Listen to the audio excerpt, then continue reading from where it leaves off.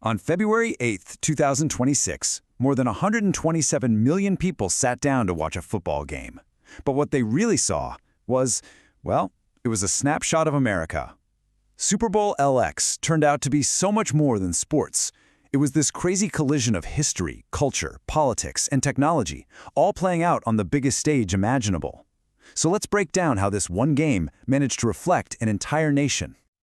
First, let's just get a handle on the sheer scale of this thing. We're talking about a $20 billion economic impact from one day.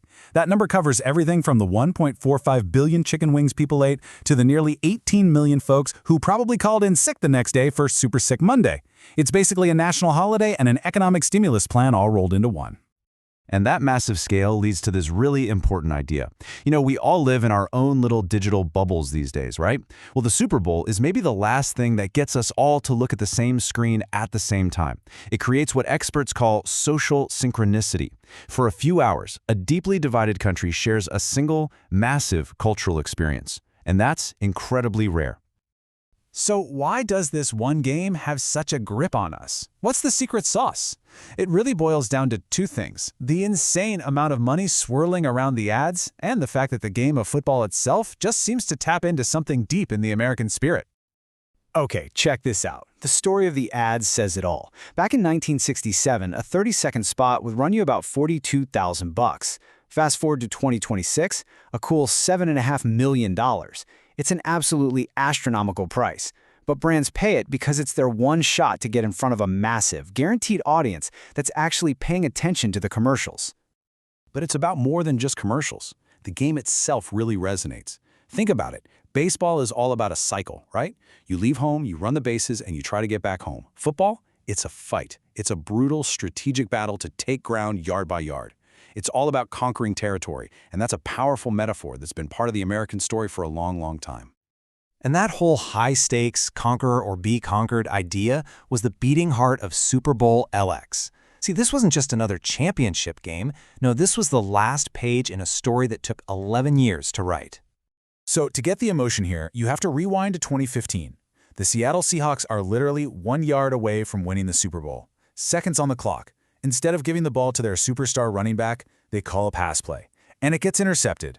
It's been called the single worst play call in sports history, and it absolutely traumatized the city. 11 years later, who do they face in the Super Bowl? The exact same team, the New England Patriots. You couldn't write it any better. And this is where the story gets its perfect ending. Look at the symmetry here. In 2015, they passed the ball, which led to an interception and a soul-crushing defeat. In 2026, in almost the same situation, they ran the ball. And what happened? Touchdown, victory, redemption. It's just a perfect narrative arc. And what really makes this story hit home is that the hero, MVP Kenneth Walker III, won the game by doing the exact thing they failed to do all those years ago. He just ran the ball over and over again. In an age of flashy, high-tech offenses, his tough, old-school performance felt like a huge win for just fundamental football. He didn't just win a trophy, he basically exorcised a city's demons. Now let's shift gears, because while the game itself was all about redeeming the past, the halftime show offered this incredible glimpse into the future of American culture. The headliner was Bad Bunny, who is, one of the biggest artists in the world. And for the very first time, the halftime show was performed almost entirely in Spanish. He even brought out Lady Gaga for a duet. This wasn't just a concert. This was a statement. The NFL, a pretty traditional American institution, was using its biggest stage to say that Hispanic culture is a dominant force in America today. And that's the key thing to understand. This wasn't some niche performance. This was a cultural reset, being beamed directly into 127 million homes. It was a massive declaration of what modern America actually looks and sounds like, and it happened on the most traditional American stage there is. But of course, whenever you have that many people watching one event, you don't just get unity, you get conflict. And right on cue, two huge controversies exploded online. One was political, and the other was all about technology. So first, the political fallout. While Bad Bunny was performing, former President Trump went on social media and called the mostly Spanish-language show a slap in the face to America. And just like that, a moment of entertainment became a political flashpoint. It instantly turned into another battle in the ongoing culture wars. Now, the second controversy involves a concept called the uncanny valley. You've probably felt this. It's that super unsettling, kind of creepy feeling you get when you see a CGI character or a robot that looks almost human, but your brain just screams that something is wrong. That's the uncanny valley. Well, millions of people got plunged right into that feeling all at once thanks to a $7.5 million ad from Svedka Vodka. The ad used AI to create this weird, distorted, dancing android, and the public reaction was not good. People were immediately repulsed. As you can see from this user's comment, they found it terrifying. It was a very expensive, very public lesson that people don't like unsettling, low-effort AI in their creative content. So let's pull all these different threads together. You've got an epic sports redemption story, a landmark cultural statement, a political firestorm, and a big tech backlash, all in a few hours. What does this whole night really tell us about America in 2026?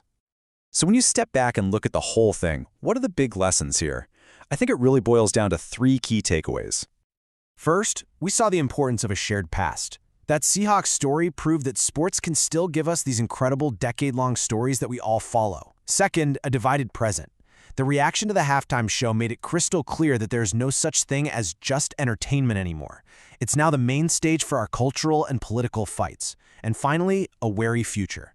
The backlash to that Svedka ad showed that the public is starting to get really skeptical of AI, especially when it feels creepy and replaces human creativity.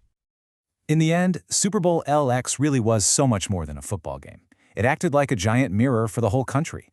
And in it, we could see our respect for the past, our inescapable fights in the present, and our real anxieties about the technological future we're all walking into.